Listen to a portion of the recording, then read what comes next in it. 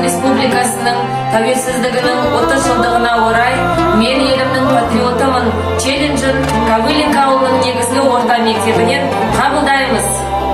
Тәуелсіздік халқымыздың мақтандысы, тәуелсіздік еліміздің жаттандысы. Тәуелсіздік ұлтымыздың азаттығы, тәуелсіздік жеріміздің ғажаптығы. Тәуелсіздікке 30 жыл толды ғой, бұл дегенің бостандыққа жылы ғой. Тәуелсіз өмір сүре білейік, бостандықты мәңгі сақтап жүрейік. Қиындықпен келген бізге тәуелсіздік, қорғайықшы еркіндікті біз мәңгілік.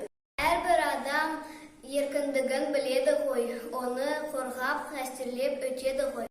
Мен елімнің патриотымын челленджін Лозовой ауылындағы негізгі орта мектебіне жолдаймыз.